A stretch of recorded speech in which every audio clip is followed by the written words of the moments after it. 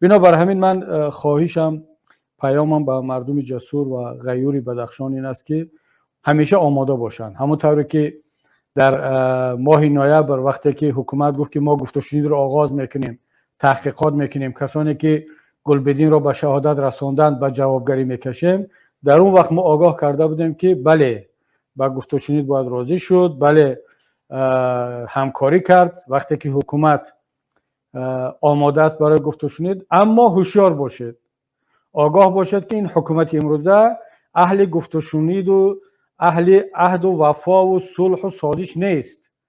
در اولین فرصت که امکان دست داد خیانت خواهد کرد و نتیجهش رو دیدیم.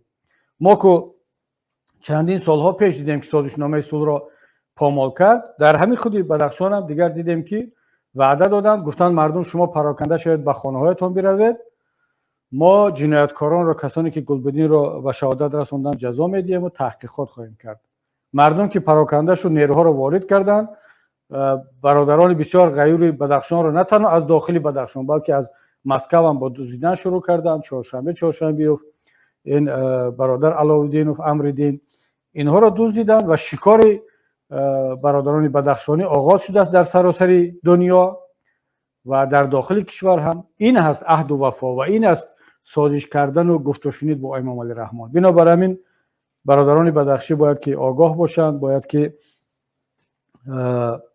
یعنی همیشه آماده باشند که اگر واقعا جدی هست گفت و شنید، بله گفت و شنید کنند، چون من غیر از گفت و شنید در داخل تاجیکستان راه دیگر رو نمیبینم. اما همیشه آماده باشند که اون طرف هیچگاه صادق به عهد و وفا و به گفت و شنید نبود. باید که گفت و شنید و نتیجه آن را با قدرت و امکانات خود دفاع کرد. حتی من میترسم از آن که با همین با استفاده این فرصت که الان دقت تمام جهان، حتی ما تاجیکان هم الان به اوکراین و به روسیه هست، حکومت تاجیکستان که این همه ارتش رو برده است به بدخشان دست به یک جنایت نزند و عملیات را شروع نکند. برای آنکه یکی از ترسایی که حکومت تاجیکستان دارد و چرا هجوم نمیکند این که ملت تاجیک اعتراض خواهد کرد، مردم بدخشان خودش مقاومت خواهد کرد. نه تنها اعتراض را ما تاجیکان دیگر جا میکنیم، اما مردم بدخشان خودش مقاومت خواهد کرد و حتی احتمال دارد که مردم دیگر منطقه تاجیکستان هم بعداً با مردم بدخشان بپیوندند.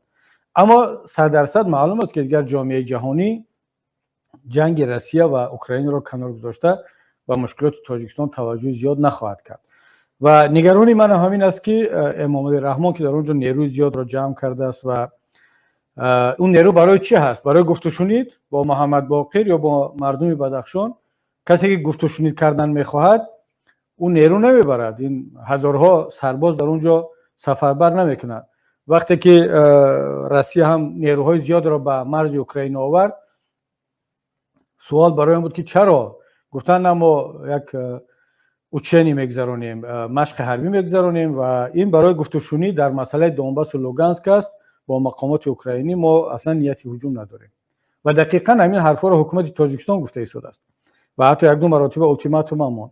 اما من اعتقادم این است که اگر مردم غیور و جسور خاروق و بدخشان نباشد، اگر اعتراض مردم تاجیک در سراسر دنیا و در داخل کشور هم نباشد، اگر دقت جامعه جهانی نباشد، امام علی رحمان فرهنگ گفتگو با کسی را ندارد، نه با مردم خودش، نه با رقیبانش، نه با کسان دیگر.